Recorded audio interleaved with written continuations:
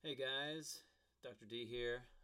Today I'm going to be shooting a video on mixing of the holiday recording project that we're currently working on. So let's go ahead and get into it here. So the first thing, this is starting from the very beginning. So if you're a little bit ahead of the mixing and you were in class, then you can skip ahead and find kind of where you're at with things. But I'll start from the very beginning for folks that weren't here or need help. So the first thing you're going to want to do is download the session. The session is going to be found in D2L under Content, and it's going to be down here at the bottom under the Holiday Recording Project. So you go ahead and you download that. More than likely it's going to end up in your Downloads folder. So in my downloads I found the holiday zip file. Go ahead and open that up, and we're going to be able to open this in Pro Tools.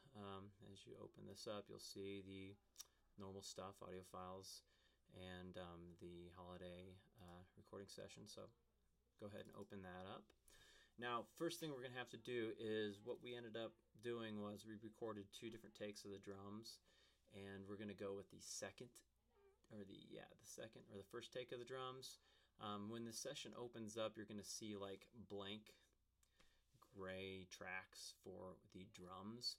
So we're going to have to change the playlist. So like I said, none of these files showed up.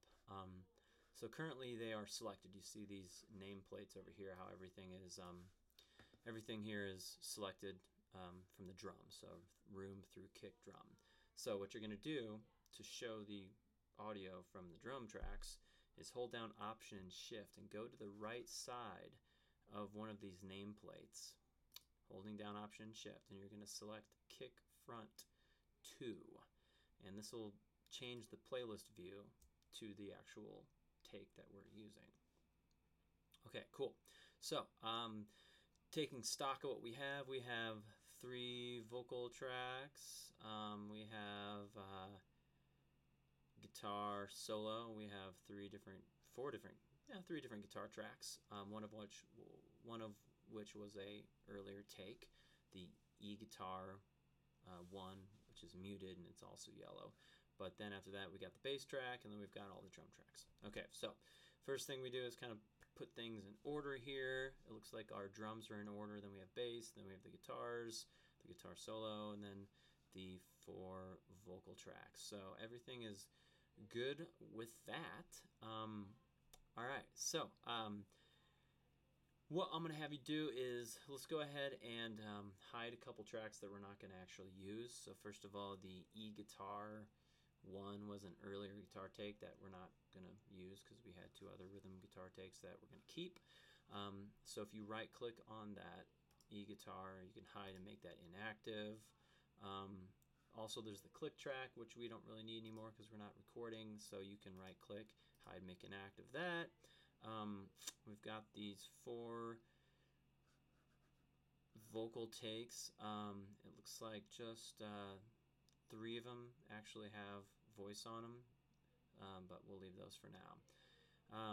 Okay, cool, good deal. So first thing we're going to do here in the setting up the session is to group together the groups of instruments. Okay, grouping allows you to edit kind of all of the instruments of one group simultaneously. So to do that, you would select click, or shift click as it's called, by clicking on the first drum track and then the last drum track, which is the room mic track, and you hold down shift and you select all of those. And then you Command G, keyboard shortcut Command G, and we can call this new group that we're creating the drum group. So just call it drums or something.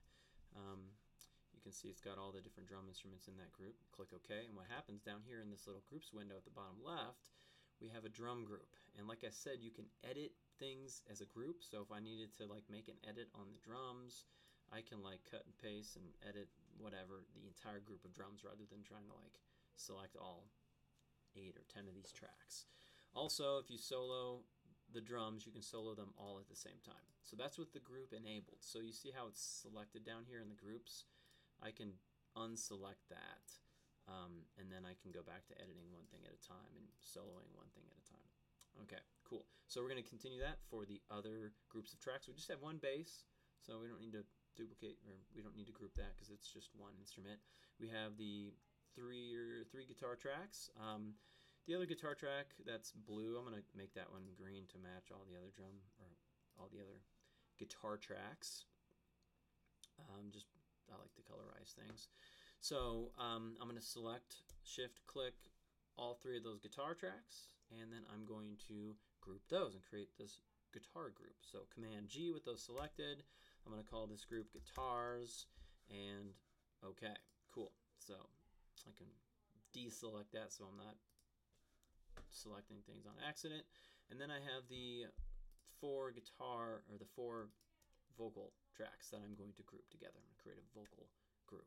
So Command G, call this the Vox group. Okay, cool. So we've got our groups. Go ahead and deselect those groups because we won't use those until we edit or something. Cool, everything's grouped. All right, so the next step is to route groups of instruments into sums. So basically what's going to happen is we're going to create a additional stereo auxiliary input track, and we're going to route all of the groups of instruments into these tracks. And the reason we do that is so that you have like 8 drum tracks or 3 guitar tracks or whatever. You can route those 3 signals or 8 signals or whatever from the group of instruments into one fader, into one track where you can control it all kind of globally. Okay, and that's nice to do because you could turn all the drums down with one fader rather than turn every single drum track individually down and mess up your balance of everything. So to do that, kind of a shortcut way of doing it, it's a little bit more efficient, is to select the 2 or 4 whatever groups of instruments, and we're going to do as follows. But check this out. So within the drums, we have like all these drum tracks. Yeah, the drums are one group of instruments, but within the drums, there's 2 kick drums and there's 2 snare drums. So we have kind of like group within a group of tracks, or we're going to sum together a smaller collection of instruments before we bring them together later as an additional group. And that way I can control the kick drum with one fader. So basically what I'm going to do is select the 2 kick drum tracks. Okay, I'm going to switch views here into my mix window, Command equals, and then I can see my faders here. So I'm going to, once again, select those 2 kick drum tracks, and I'm going to hold down Option and Shift so I can do this to like multiple things. Holding down Option and Shift, I'm going to go to the output of one of these 2 kick tracks, probably the one on the farthest right, where it says monitor left and right. Holding down Option and Shift, I'm going to choose a new track. Okay.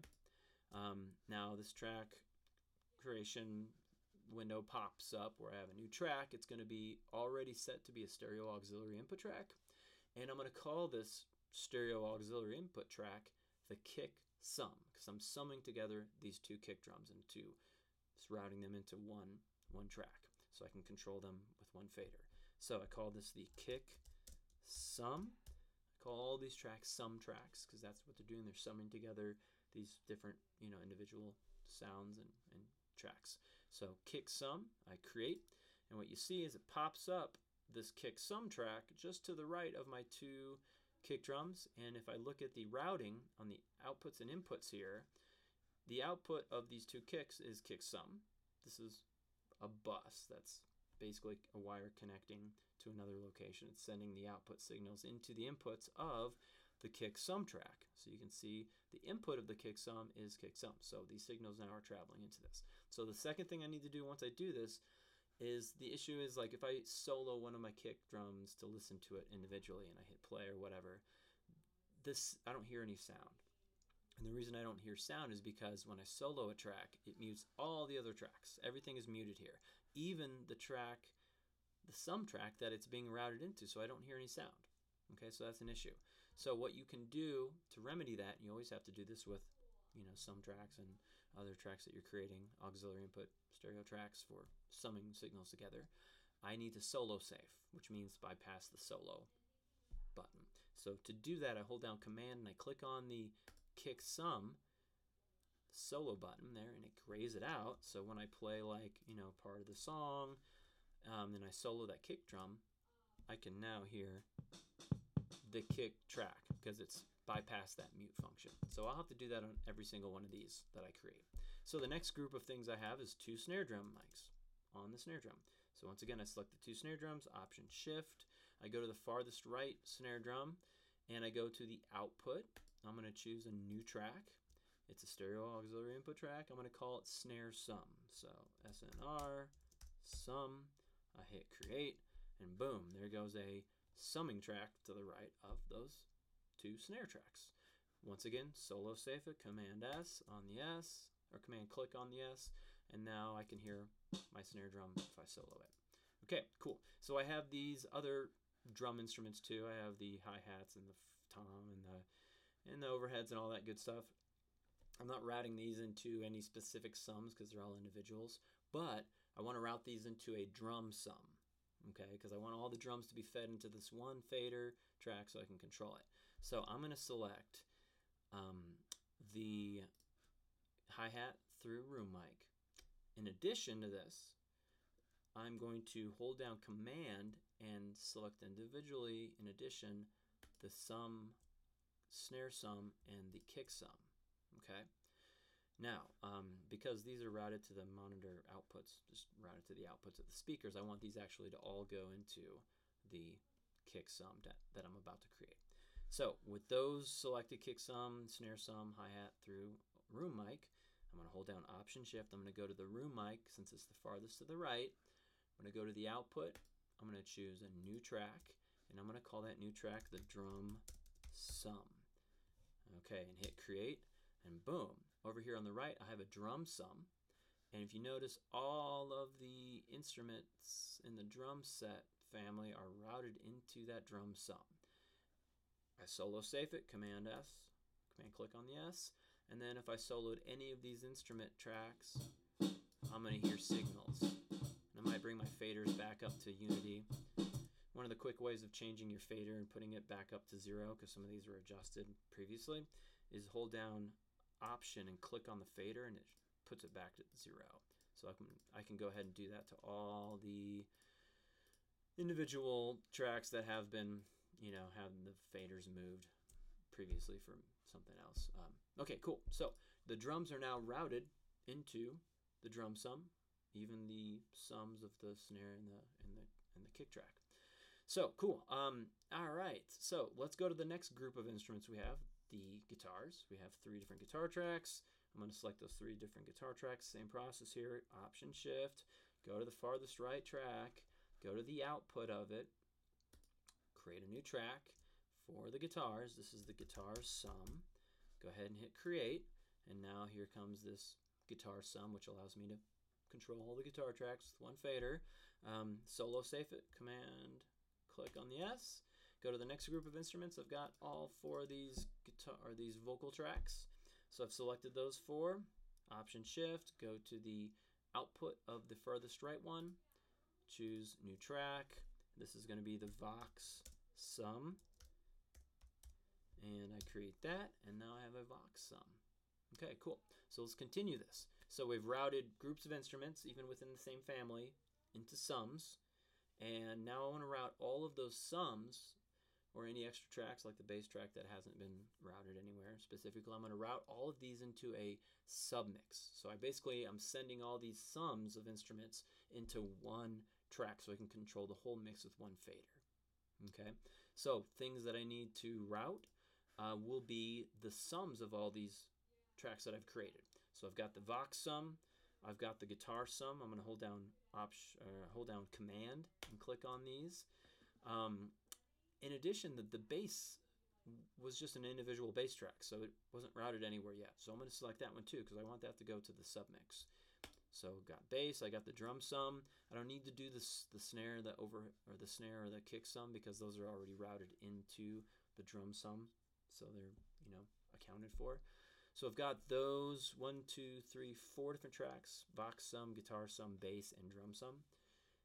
I've selected all those by command clicking on those individually, and now that they're selected, I go to the farthest right track here, holding on Option Shift, going to the output of that Vox sum, I'm going to create a new track again, and this one's going to be called the sub mix. All right, I hit create, and then I need to solo save any of these tracks that haven't been solo saved with command click on the S. Vox sum needs it too. And now when I hit play, all the music will play through the submix. I can control the whole mix with one fader, or I can control the vocals with one fader, or the guitars with one fader. You know, so I have some nice control, as well as the individual tracks that I can balance and stuff. Okay, good deal. All right, so in addition to this, I want to create effects returns. I want to put some reverb on various instruments, and the way that we do that is we do it in a kind of a parallel manner where we send all the signals into a reverb track that just has reverb on it, and then we slowly mix in amounts of different instruments to have reverb, and they all sound like they're coming through the same reverb. They all are coming through the same reverb plugin, and they all sound like they're in the same room. So I'm going to do this, and I'm going to create two different reverbs. A short verb that's a little bit brighter and a little bit shorter, kind of simulating a small space, and then a larger reverb that's kind of a larger, big open space. Okay, so now I want this to happen to like everything. Every instrument, I want to be able to send a little bit of a signal into these reverb sends. So, and I also want to send it not from the outputs, but I want to send it from the sends. And this allows me to send a tiny bit or a little bit or whatever I want. You know, I can change the amount of each instrument that's being fed into this. So I'm going to use, instead of the outputs, I'm going to route this from the sends.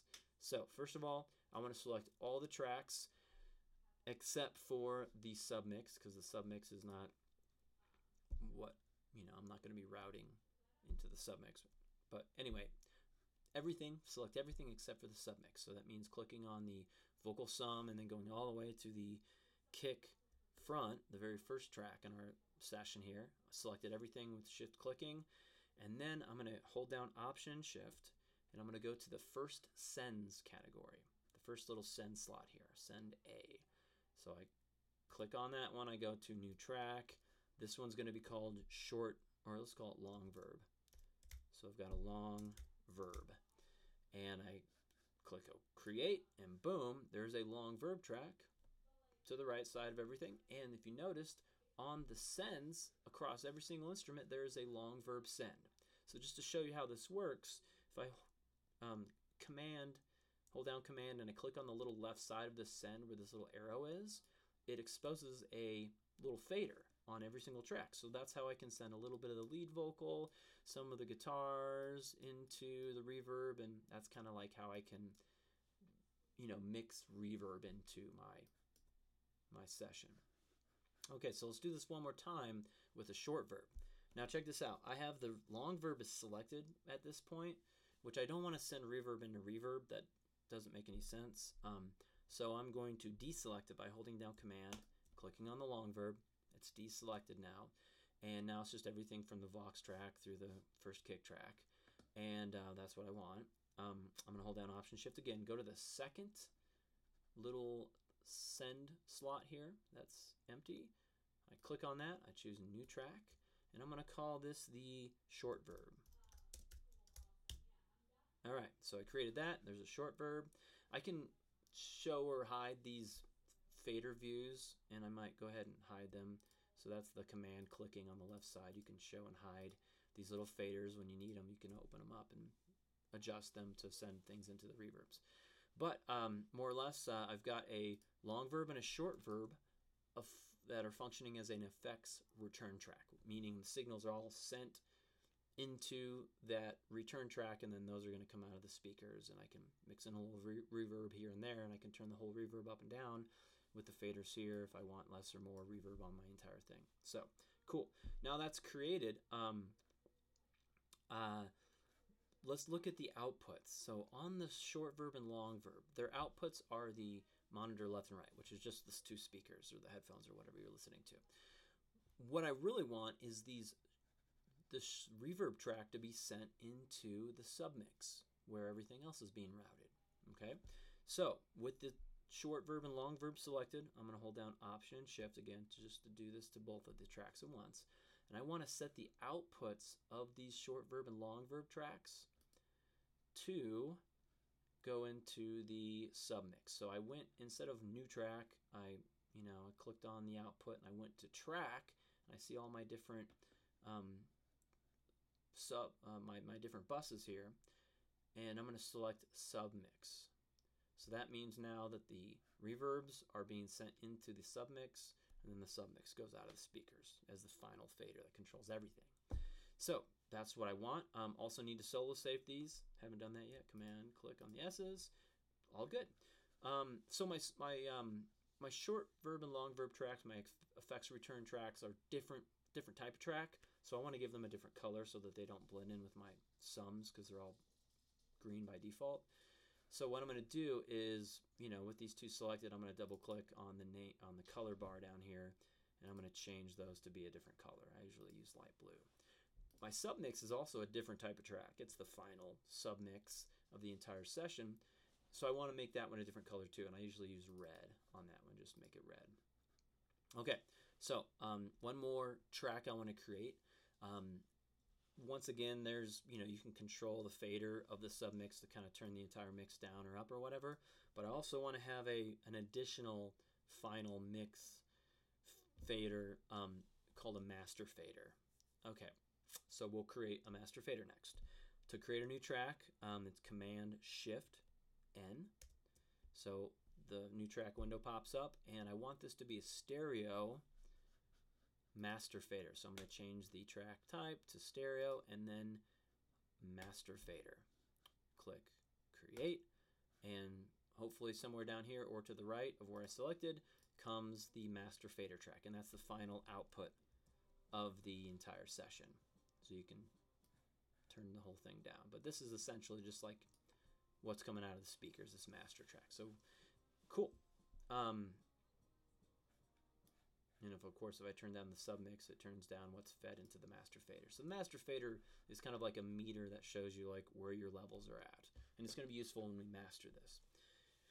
Okay, cool. So I have these short verb, long verbs. Let's put a reverb plugin on the short verb and long verb. So long verb, I'm going to start with that one. I'm going to go to the inserts, and the inserts is where you put a plugin and effects of some type. EQ, reverb, compression, blah, blah, blah, all the different effects that go on the inserts.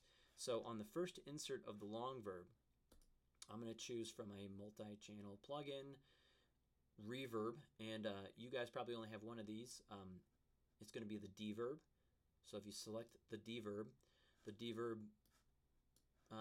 plugin pops up, and it's set to be a large hall reverb, which is a big space, and that's what I want my long verb to be, is a nice big space. And I have all these settings for high frequency cut or low pass filter or whatever. I can change the tone of my reverb down the road as I see fit, but right now I'm going to leave it as is. And then I'm going to go to my short verb track here, the first insert. I'm going to choose from the same category the deverb once again, and instead of having it set to a large hall space, I'm going to change it to a small room space, which is just going to have a smaller sizing, to the reverb sound. So I can kind of, mix and match what I want, whether it's a small space or a big space or whatever, or use a combination of the two.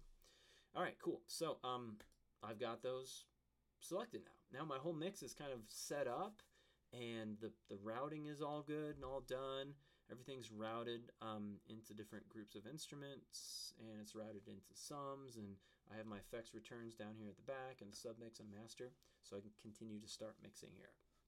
All right, so as I mix, essentially what I'm doing is I'm going through each of the instruments, and I'm trying to help them sound better. So I'm going to use EQ, I'm going to use some compression to make them a little bit more punchy and more level as far as the dynamics go. Compression kind of like takes the loudest sounds down and brings up the smaller sounds, and it can also add a little bit of punch and change the envelope of the sound. So I'm going to use compression on most of these tracks too, to just kind of like tap everything down and make it easier to balance. So on every track I'm going to be basically doing some EQ and some compression. Now when you mix, you want to mix towards something. Like you want to make your drums sound like a certain drum set. You have a certain idea of what a kick drum and a snare drum sounds like in a rock band, so you're going to, emulate other mixes, other bands, other recordings to benchmark what the drums sound like and what the kick sounds like and all the individual instruments. So it gives you an idea of what you're mixing towards. So you're not just randomly mixing things, because it's very subjective what music is supposed to sound like and what drums are supposed to sound like depending on the style and who you are. So what I'm going to do here is, after my master fader, I'm going to create a new track, and I'm going to fly in a reference mix, which is just some other commercial recording that's in the same genre, and I'm going to use that as a basis to kind of understand what my drums should sound like and what my guitar should sound like and how I mix things and how much reverb and how loud this should be and blah blah blah. That's how I kind of know how loud to make things and how to make things sound. So with my master fader selected, Command Shift N for a new track, I'm going to make this a stereo audio track. I'm going to hit create. Here comes a new stereo audio track down here. I'm going to double click on the name and call it reference. This is going to be my reference track. And then if you go into D2L here, it looks like if you go to Project 4, there is a track called Strange Times. This is just an audio track. It's a Black Keys song, and I'm going to use the Black Keys as kind of what I'm emulating as far as the sound of my mix that I'm trying to work towards. So you want to go ahead and download that track, wherever that is. Download it. Okay, it's going to be downloaded. Probably pop into your downloads folder, and then once that is downloaded into your downloads folder, you can drag that into your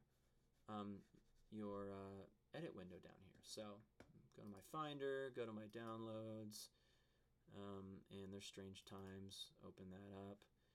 Okay, I'm going to drag this track and put it down on my reference track, and it's a stereo track, and boom, it should show up kind of like this.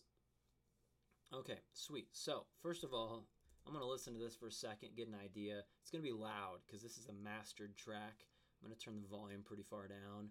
I'm going to solo this track so that I'm only hearing that, not this track playing with all the other tracks. And I'm going to give it a second and listen to it, and kind of get an idea of what these drums sound like. Listen to it for a while, kind of get acquainted for the mix, the width, the tones of the kick drum, the snare drum. This is kind of my benchmark for how I'm going to shape all of my sounds.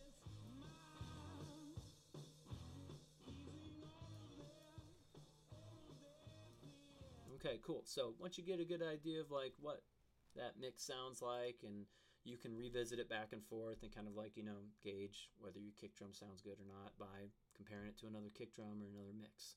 So we'll do that periodically, but I'm going to mute it for now so that when I hit play on my track, I don't hear both of them playing, because that's just chaos. Okay, sweet. So, all right, into mixing. So one of the first things you have to do here is, when there's multiple mics on an instrument, like there are on the kick drum and on the drum set in general. We've got 2 mics on the kick, front and back, so there might be some phasing issues. There's 2 mics on the snare drum, top and bottom, out of phase with each other because the mics are facing in different directions. I have to look at the waveforms, as well as the waveforms of the overhead mics that pick up the whole drum set, and the room mic, which is picking up the whole room of the drums. I have to make sure these waveforms are lined up. So let me kind of show you what I'm talking about here. All right, so I can always expand and kind of make the waveforms look bigger. So over here on that top area, there's this symbol right here on this on one of these buttons up here, that this is a zoom in and out of the actual waveform. So I can make the waveforms bigger or smaller if they're not big enough. So maybe juice them up a little bit. These top 2 tracks are my kick drums, and here's a kick hit right here. I put my cursor there. I'm going to use T to zoom in and look at this. So first of all, I noticed that the kick beater is ahead of the kick front, and then when I look down here to where my overheads are even further behind. Here's where the kick drum hits at, right about here. This one's a little ahead, this one's a little behind. Also, my overheads and my room mics are way back. Well, that makes sense because my room mic is really far from the drum set, so it's getting signal, as the sound travels into the mic, it's getting signal much later than, the other drums. The overheads are a little bit closer, but they're still like, 4 feet away from the kick drum, so they're getting the signal later. And the snare drum and all these things are all kind of hitting mics at different times. So I need to basically scooch things around and make them line up with each other so that my drums are all nice and solid, and every waveform is happening at the same instance and not delayed, some time. So before I kind of start shifting stuff around, I might need to zoom way out here and trim off the beginning of all of my drum tracks, because I won't be able to scoot them around if they're already, against the wall of the starting point of the track over here. So what I'm going to do is I'm just going to select kind of some of this dead air across all the drums like that, and I'm going to hit delete so I have myself a little bit of wiggle room and space here to scooch these tracks around. So let me go to where the drums are playing. Let me find a kick drum hit here. Alright, so here's a kick.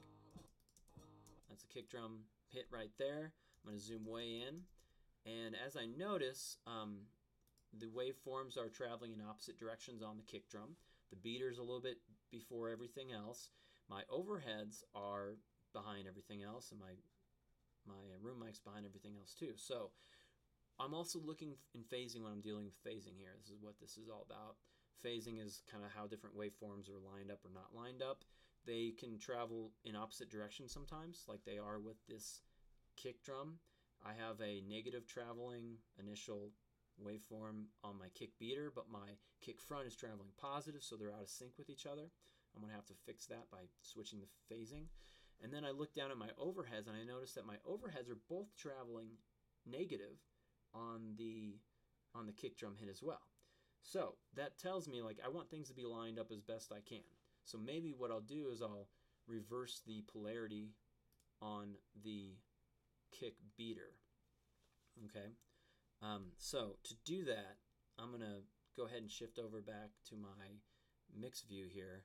I'm going to go to my kick front, and I'm going to put in a EQ 7 band. Okay.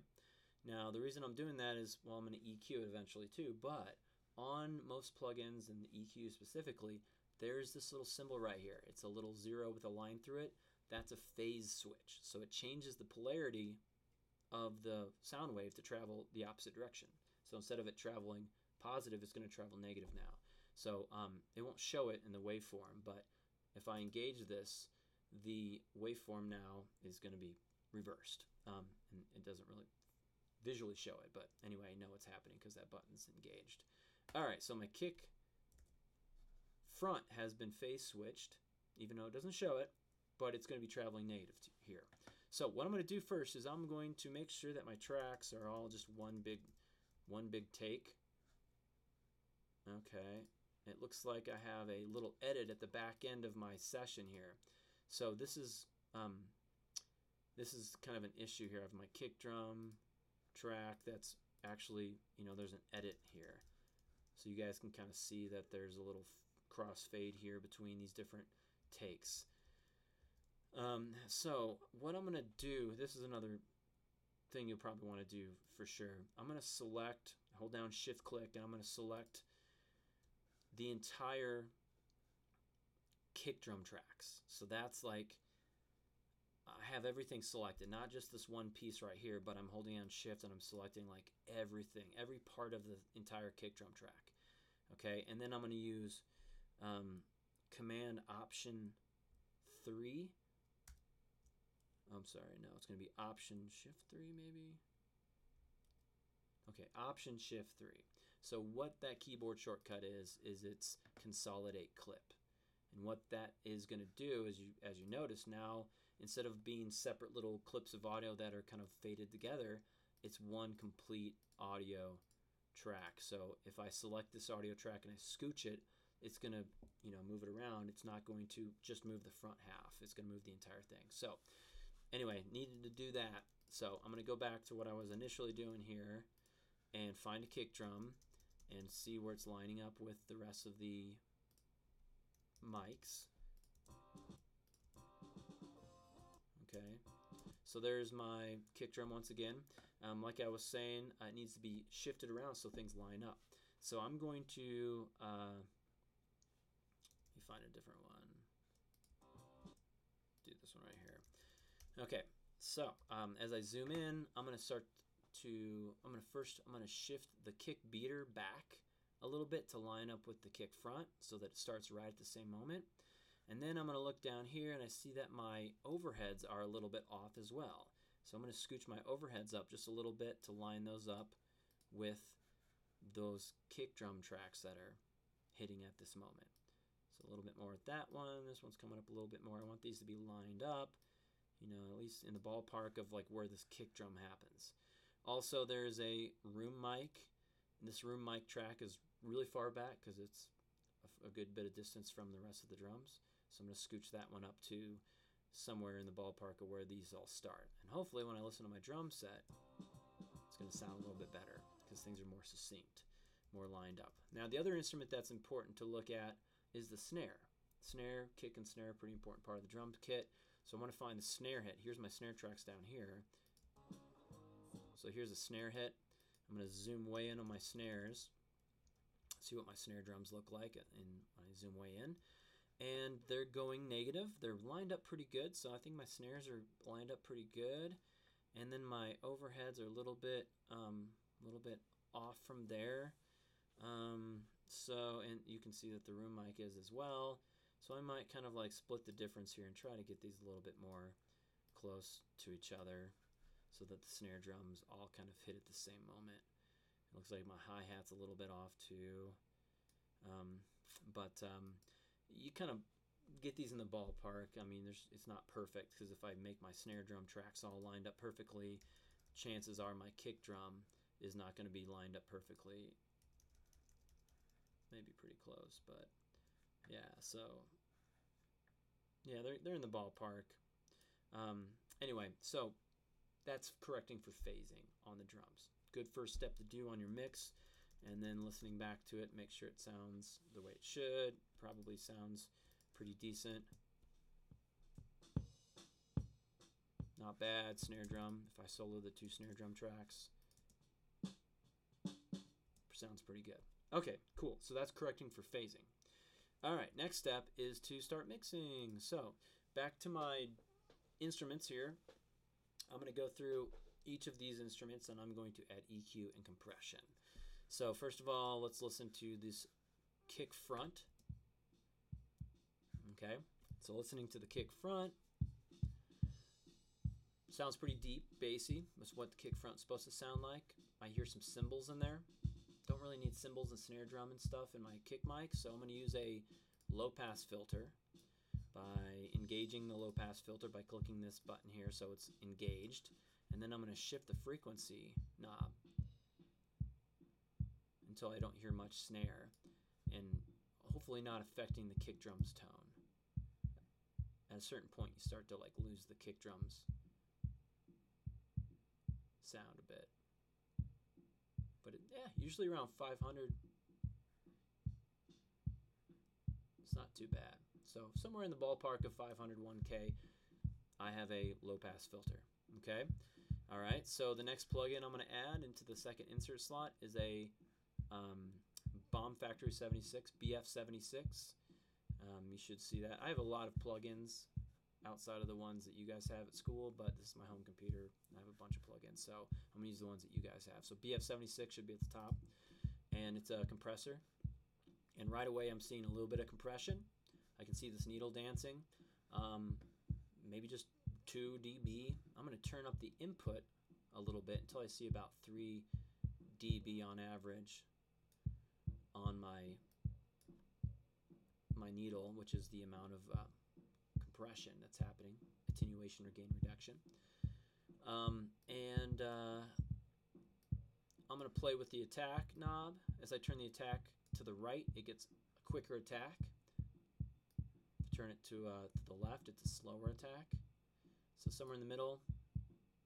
And then my release time is how quick the needle recoils. So for compression to actually happen, I need the compressor to recoil between each kick drum hit.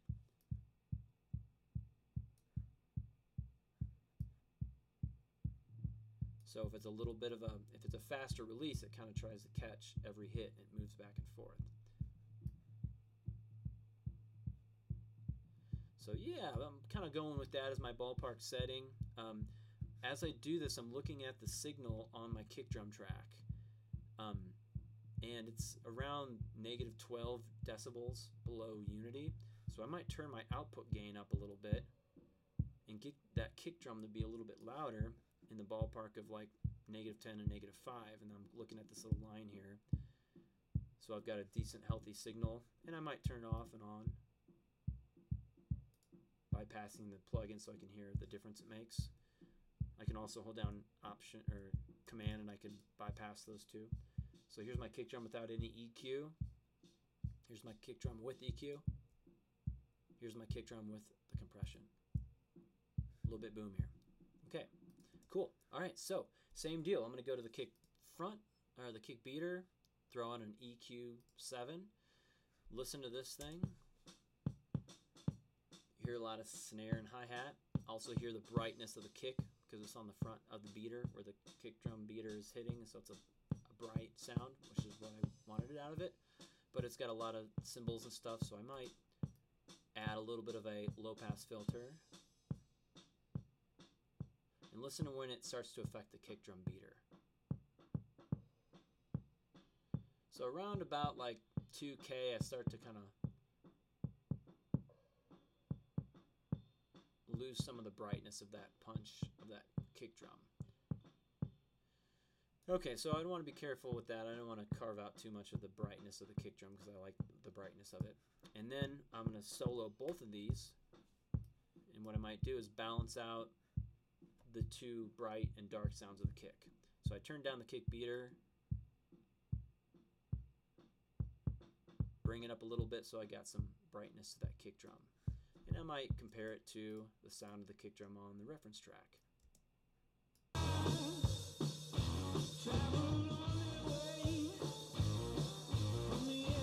So it's a pretty bright kick.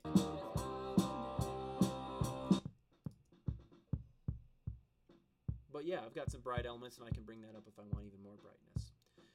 Also, I could throw a compressor on it to enhance it a little bit as well. So grab a Bomb Factory 76, listen to this kick beater.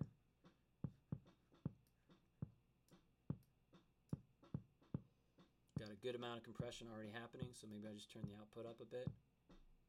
Get some of that thumpy, bright slap. Okay, cool. So my kick drum is thumping away pretty good. Okay, so let's move on to the snare. Snare, top. Nice, deep sounding snare. I like it.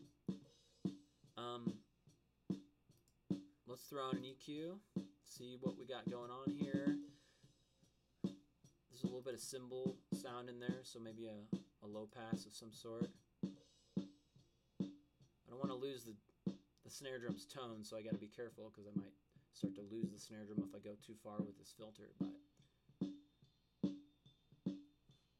nice. Might fish around for some frequencies with a notch filter with a pretty narrow Q setting, so it's a pointy one.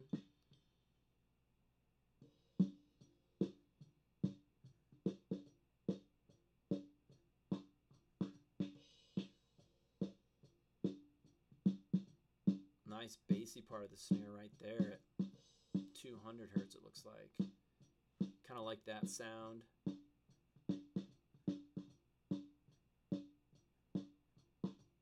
Not a big fan of that 1K, so what I might do is cut some of the 1K and boost some of the 200. So I'm just kind of finding frequencies I like, boosting them a little bit, finding frequencies I don't like, cutting them a little bit. But more or less just a subtle shaping of the kick drum. Since it's a snare drum, sorry, it doesn't have any, it's not a kick drum, right? So I might do a little bit of a high pass to just tighten it up and get some of the bass drum out of there. Okay, cool. Yeah, pretty happy with that. Throw a compressor on it. Maybe some subtle compression might be nice. Put the Bomb Factory 76 on there. Quicker release time, quick release, so it swings back. There's a quick attack, slower attack, maybe a little bit of output gain boost. Now my signal is coming out at about -7 dB, where I kind of want it to be. Okay, cool. Let's go to the snare bottom. Very rattly snare. This is the bottom of it, where the metallic elements of the snare are. Throw an EQ on it. Maybe get some of that kick drum out of there. I don't need kick drum on my snare drum. So now the kick drum's kind of gone. Also, I might listen to different frequencies. Ooh, harsh up there. Boxy right there. Might remove some of the 1K. Might boost some of the 4K.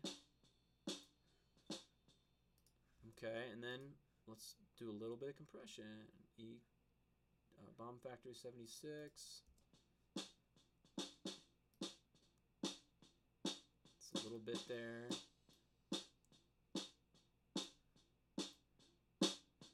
If I want more of that, I can turn up the output, but it's pretty harsh as it is. So I'm going to put the two together, bring out the snare bottom,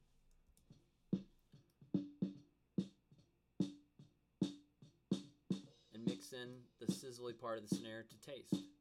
You maybe compare it to my reference mix over here. Listen to the snare drum.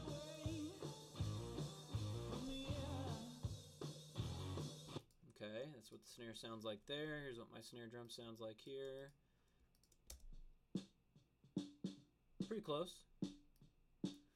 Okay, cool. All right, so moving on. I have hi-hat here.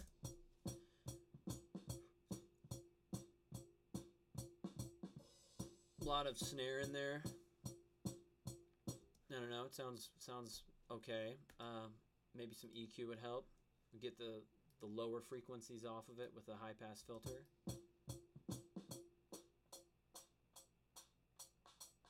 There we go. It's around 1K, rolling everything off.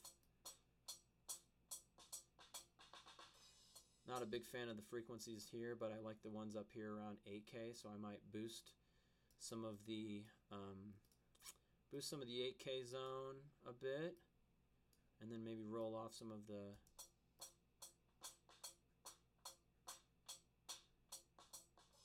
this.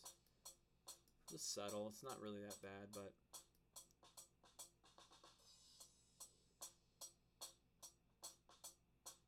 anyway, yeah, a little help there with the EQ, and then I don't think I need to compress it, really. I'm going to not compress it.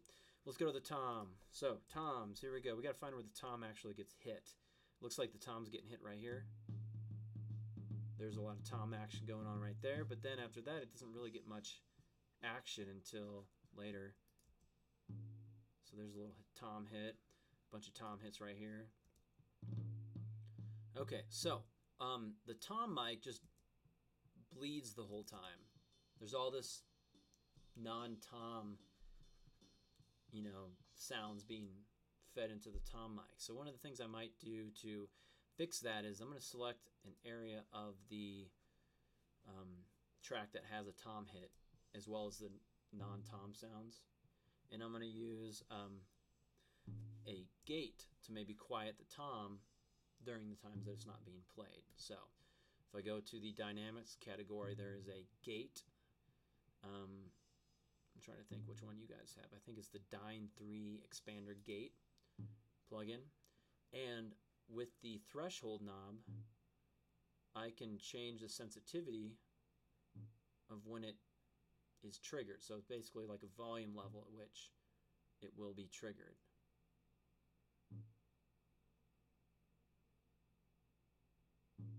There we go. And I'm going to make the attack time really short, make the hold a little bit longer, release a little bit longer.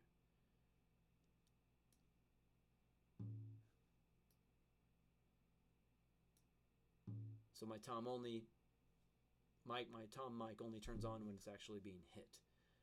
So let me try this out, experiment with this on other parts of the track, like where the toms are getting played steadily. And my gate basically stays open most of the time. If I turn my hold up a little bit, sounds like a normal mic, and then when it's not being played, like over here, the mic's quiet.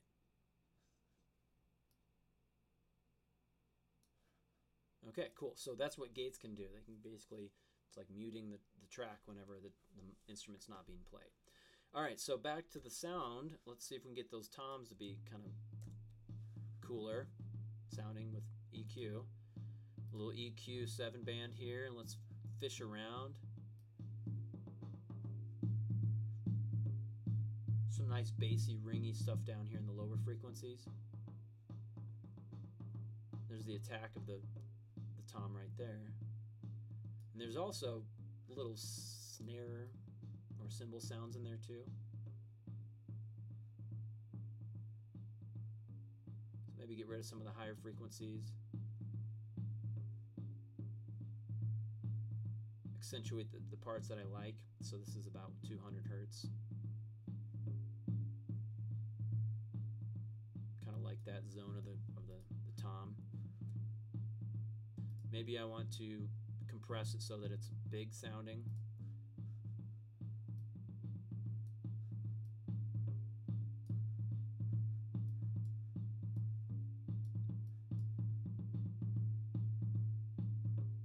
Quick release, middle of the road attack, a little bit of input gain so that it's actually moving, and then I turn the output gain up a little bit so that my tom is up there hovering in the same zone as all the other volumes of these tracks. Okay, cool. Nice. Let's go ahead and go on to the overheads. So I have overhead left, overhead right. Listening to the overhead left, and then overhead right.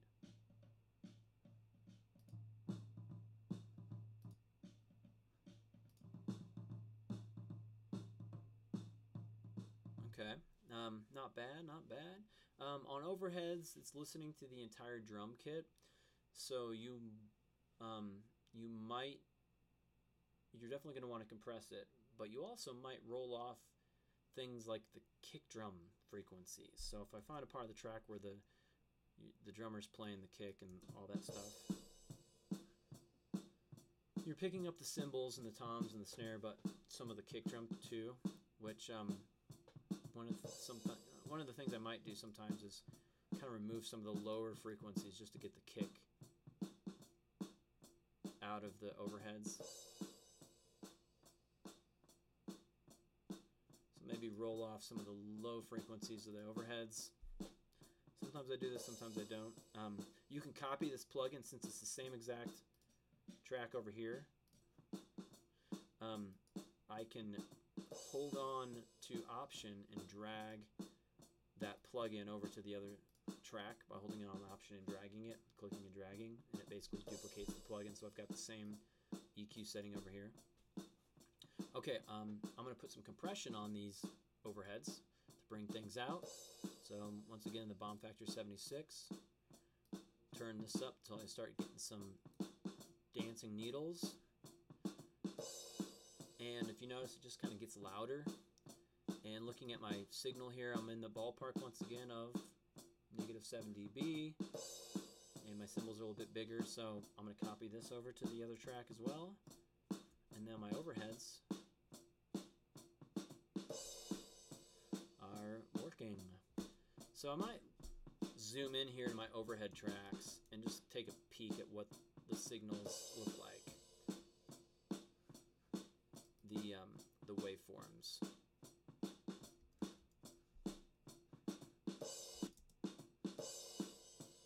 So I'm hearing a little bit of phasing on my overheads, and it's probably because they are slightly out of line here. So I'm going to move my overheads together and see what they sound like.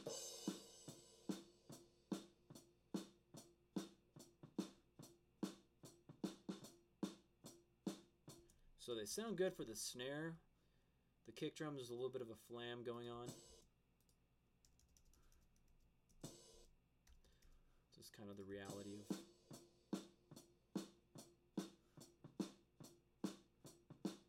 having multiple mics on a drum set.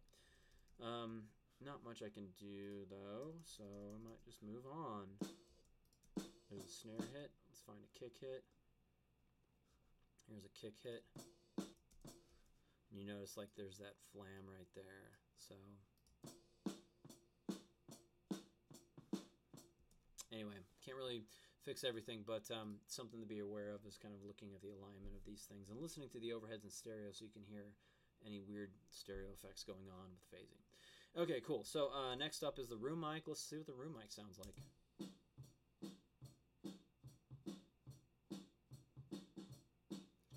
Just sounds like a distant mic in the room. Yeah, I don't know. We might just leave it alone. Okay, sweet. So let's listen to the whole drum kit together. So what I'm going to do to solo all the drums at once is I'm going to select the drums. I'm going to click the solo button here. And now I've got all the drums soloed. And I'm going to click on that group again to deactivate the drum group so I can move the faders individually. So maybe take the room mic out of it. Take the overheads out of it. I've got my kick and snare here. Take my hi-hat out of it.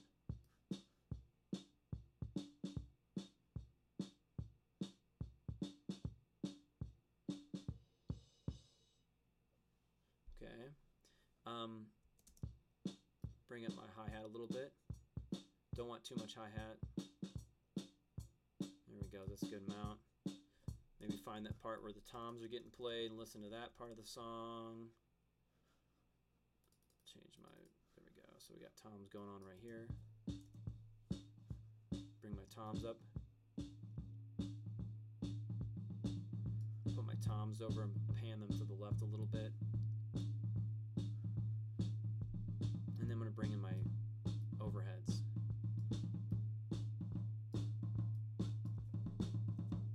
Okay, go to the chorus or something, listen to the chorus with the cymbals.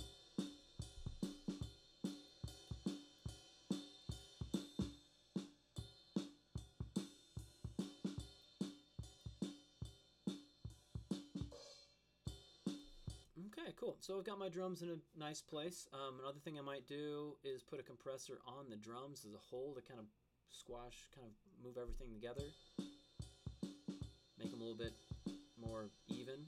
I don't really need to do much here. I'm not going to play around with them, just kind of watching it, seeing when it does, listening to it on and off.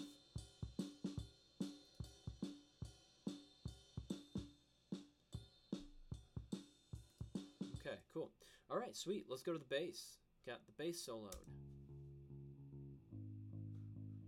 All right, it's a little EQ on the bass. Fish around for different frequencies. So my bass, low bass frequencies are up here, down here in the 125. I like that 125 zone. This is kind of the meaty part of the bass. Then there's some of that pick sound, which is kind of happening up there at what is this, about 3 kilohertz.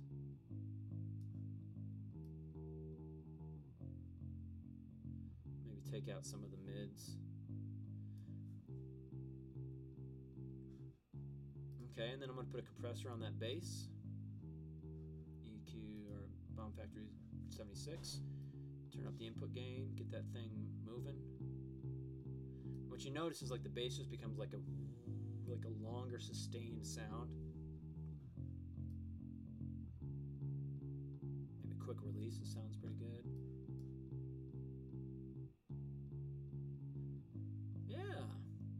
Got good articulation. It's got a decent size to it. Now check this out. My output on that is only it's around -17 decibels, so it's pretty quiet compared to the other instruments. So I might turn the output gain up a bit. Get that. There we go. Now that's up here in the -7 area where I want all the other instruments to be. Okay, sweet. So I can solo the drums. And then I'm going to solo the bass and listen to those two things together.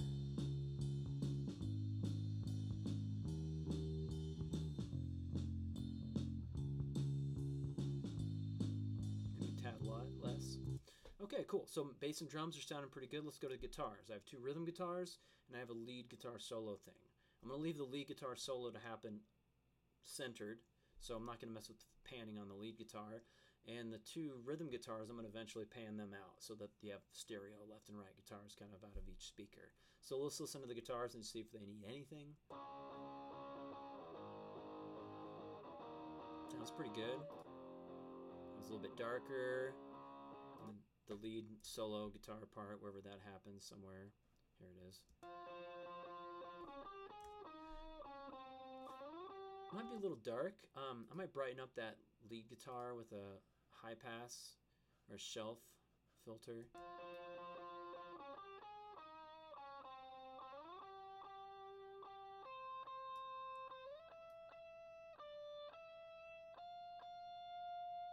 Maybe boost a little bit of the 4K there. So I kind of use the shelf filter to get rid of some of the lower frequencies of the guitar, make it a little bit brighter so it cuts. And then I'm going to put it in with the rest of the guitars.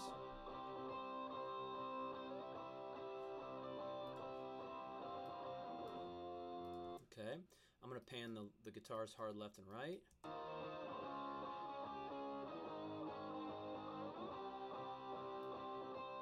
Seems like the guitar one's a little bit louder. So I'm going to balance them in each speaker.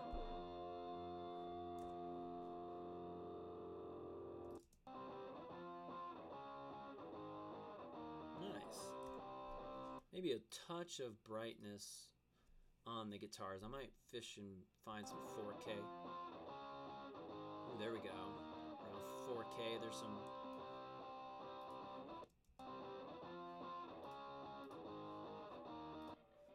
I'm going to do that same plug-in over here on...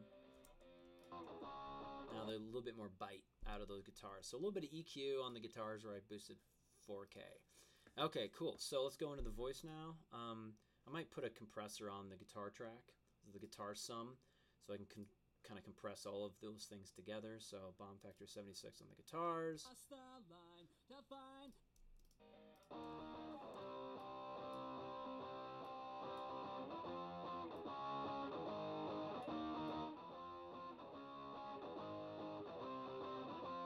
So slight compression, not doing much, you can see, but it's louder and it's also a little bit tighter. It's like things just get compressed together.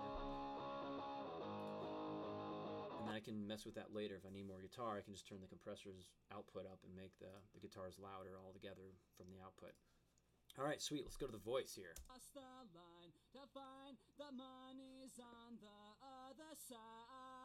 Okay, so we got the voice. Let's do some EQ to it. Fish around for frequencies. So there's the articulation up there around 8K. Boxiness around 500.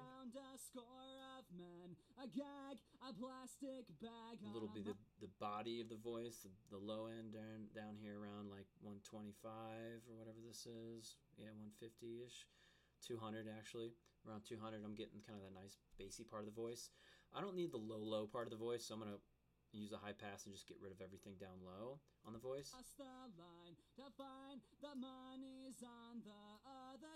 Kind of get rid of some of the 500 boxiness. Can I get another amen? There's a flag wrapped around a score of men. And I like the 6K. A plastic bag on a monument. Okay. Now I'm going to compress it. From the hollow lies. This is the dawning of the rest. Pretty heavy compression on the voice. You usually are pretty heavy with the compression. I'm thinking heavy as in topping out at 5 decibels of gain reduction. A quick release. On the other side. Can I get another amen? There's a flag wrapped around a score of men. A gag, a plastic bag on a monument. I beg to dream and differ from the... Okay, cool. All right, so voice is kind of helping out a little bit.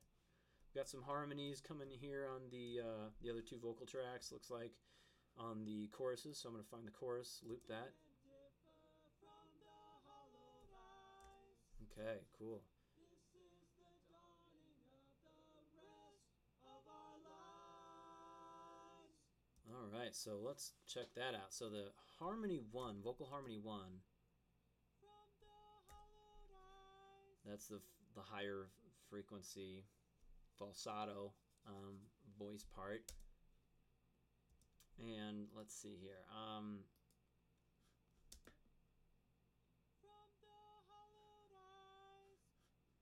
Don't really need to make it any higher. So I'm going to leave EQ alone. I'm definitely going to compress it though. Compress that background vocals. Those background.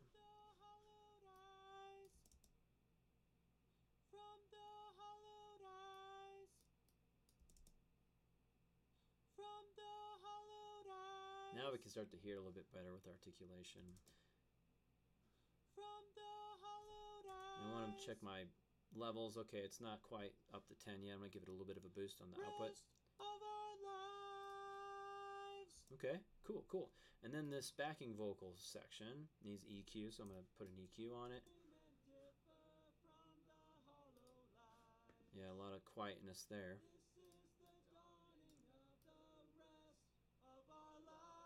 Take some of the low frequencies out of it.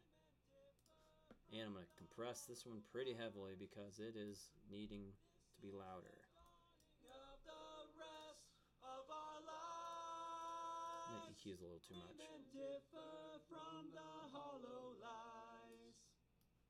This is the dawning of the rest of our lives.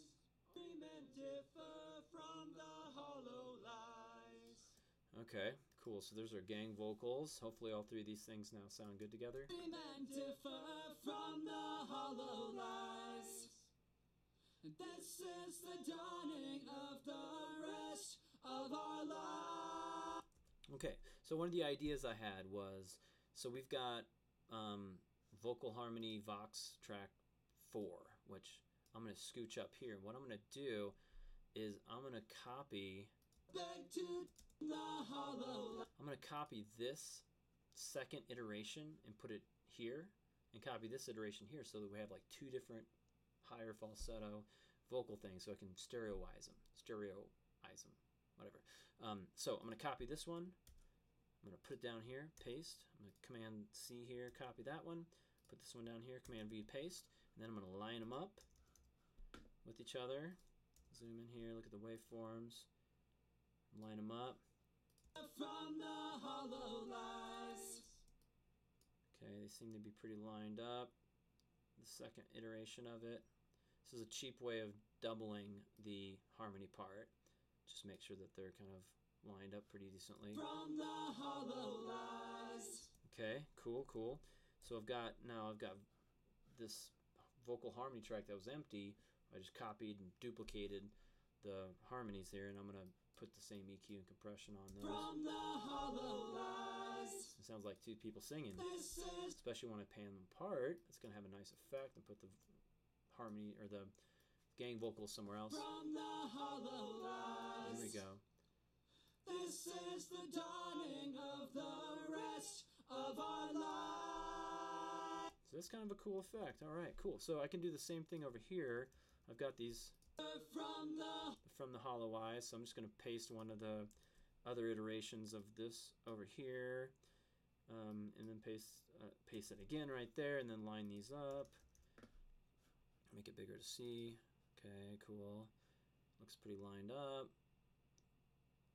This one's a little behind right here.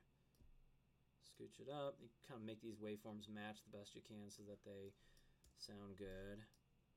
This one needs to be scooched up a little bit too.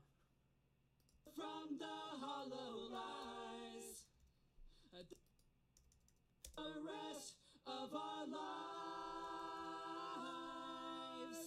This is our lives on holiday. Okay, cool, cool, cool. All right, sweet. So, got these things going. Got some nice harmonies here. And let's add some reverb. So one of the ways I can add reverb is to put them on instruments that need reverb. A lot of times I feel like the snare drum can use some reverb. So if I play the guitar or the track somewhere and have the drums soloed, I can turn reverb up, reverb sends up on the sum tracks.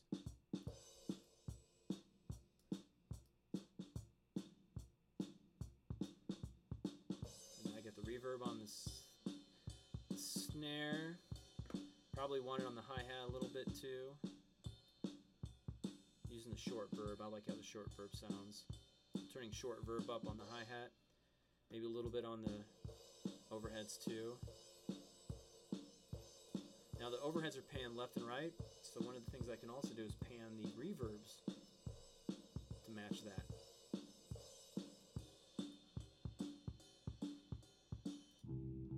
Don't usually put reverb on bass, but the guitars,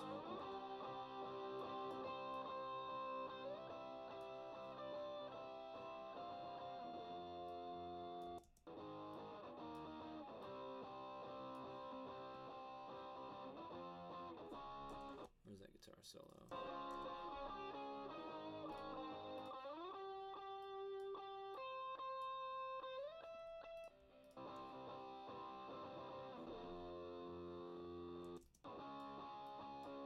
Pan those reverbs left and right for the guitar. Put a little bit further back with long verb and some short verb. Alright, lead vocal. Let's go ahead and hear the lead vocal with some reverb on it. I beg to dream and differ from the hollow lies. This is the dawning of the rest of our lives. So one of the things I don't like about that long verb is it's a little bright sounding.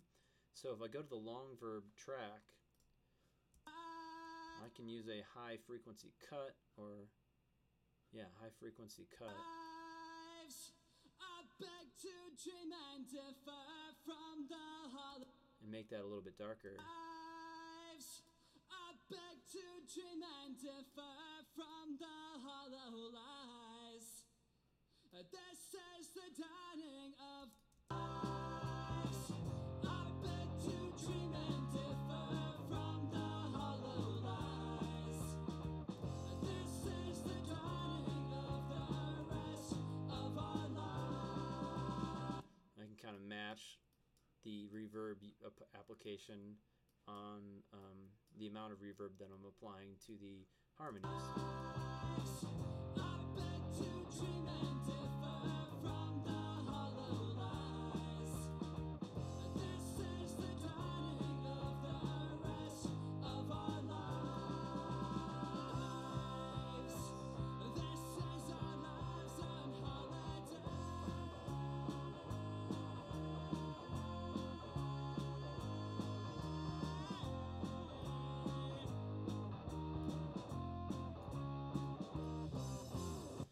Okay, cool.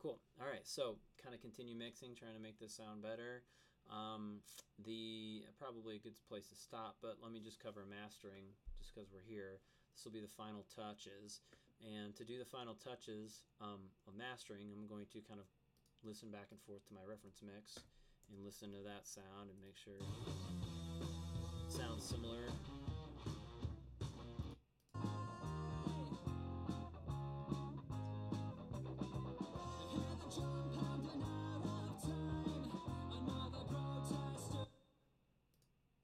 So you kind of make some adjustments through here, try to make your mix sound similar to the Green Day recording. If there's any mistakes in here or like dead air between the lead vocal parts, you can see here after the lead vocal sings, there's a bunch of dead air, stuff like that. So what I'll do is a lot of times I'll just delete all the gaps in between the words of the vocal tracks because there's little breaths and weird things that happen in between, studio banter, whatever it is. There's some dead air here. So anywhere there's dead air in these tracks, I'm going to clean this stuff up and kind of make sure there's no weird mouth sounds or anything that shouldn't be there. Kind of cleaning up all the gaps between instruments. So whatever. Okay, cool. And we'll stop there. This is long enough, and then we'll wrap up on the next class. All right, guys, cool. Thanks for watching. Hopefully that's helpful. We'll see you next time. Peace.